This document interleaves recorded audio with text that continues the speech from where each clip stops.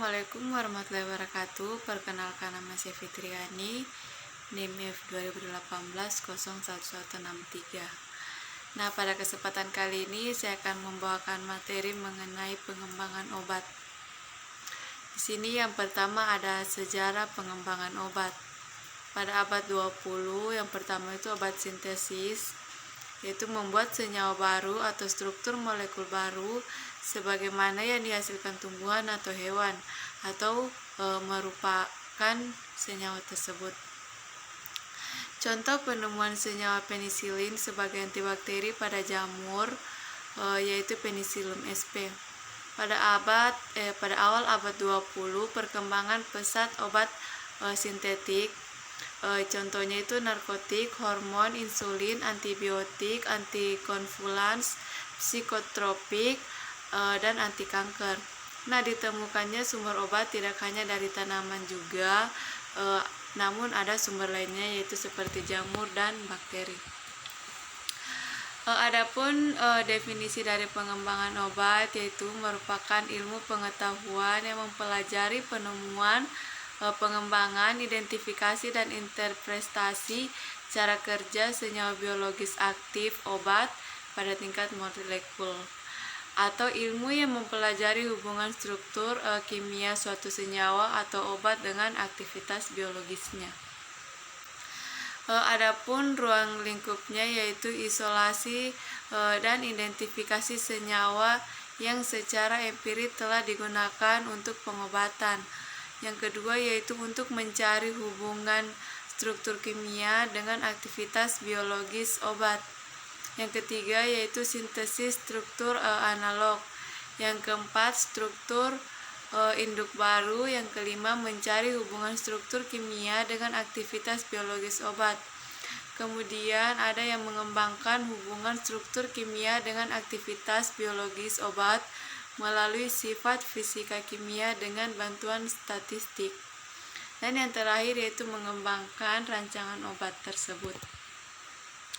Nah, adapun pengembangan obat baru diawali dengan sintesis atau isolasi dari berbagai sumber. Yang pertama ada tanaman seperti glikosida jantung untuk mengobati lemah jantung. Yang kedua ada jaringan hewan yaitu heparin untuk mencegah pembekuan darah. Kemudian ada kultur mikroba seperti penisilin sebagai antibiotik pertama, dan dengan teknik bioteknologi yang dihasilkan human insulin untuk menangani penyakit diabetes. Persinggungan antar biokimia dan kedokteran. Kemudian ada kerja obat seperti lewat pengikatan ke reseptor spesifik atau penghambatan enzim.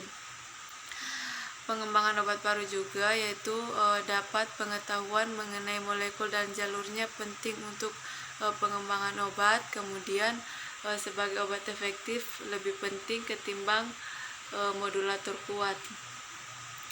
Pengembangan obat itu usaha untuk penemuan obat baru pada umumnya bersifat coba-coba atau trial dan error. Biaya pengembangan obat baru sangat mahal dan memakan waktu yang lama. Perlu adanya pengembangan obat secara terarah atau rancangan obat rasional. Nah, rancangan obat rasional ini terdiri dari serangkaian program dengan tujuan penemuan senyawa kimia baru yang berguna sebagai obat, baik untuk pencegahan penyakit atau pemulihan kesehatan fisik atau mental. Rancangan obat rasional berarti pencarian obat baru secara logis dan teoretis, obat dengan efek farmakologis secara spesifik. Memerlukan kerjasama berbagai bidang ilmu kimia, biokimia, fisiologi, mikrobiologi, parasitologi, imunologi, dan farmakologi. Adapun tujuan perancangan obat pada awalnya bertujuan untuk mendapatkan obat baru dengan aktivitas yang lebih baik dengan biaya yang layak secara ekonomi. Kemudian berkembang untuk mendapatkan obat dengan efek samping yang minimal, aman digunakan, bekerja lebih efektif, masa kerja yang lebih lama, dan meningkatkan kenyamanan pemakaian obat.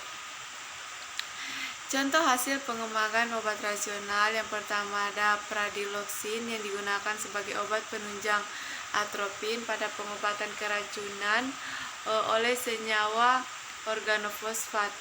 Yang kedua ada acyclovir, yaitu senyawa antivirus yang efektif terhadap herpes.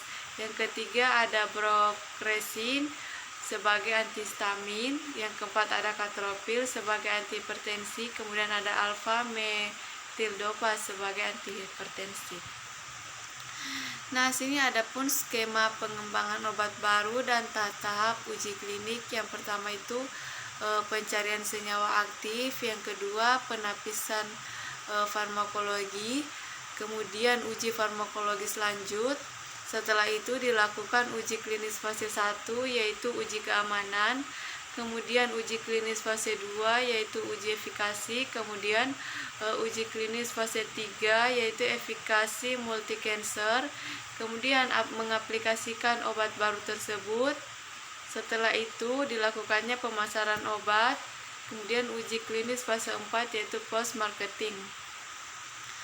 Nah, adapun proses pengembangan suatu obat dibagi menjadi 6. Yang pertama sintesis dan screening molekul, kemudian ada studi pada hewan percobaan, studi pada manusia yang sehat, kemudian ada studi pada manusia yang sakit, kemudian ada studi pada manusia yang sakit dengan populasi yang dibesarkan, kemudian ada studi lanjutan. Nah, mungkin hanya itu saja yang bisa saya dapat sampaikan. Lebih dan kurangnya mohon dimaafkan. Wabillahi taufiq wal hidayah. Wassalamualaikum warahmatullahi wabarakatuh.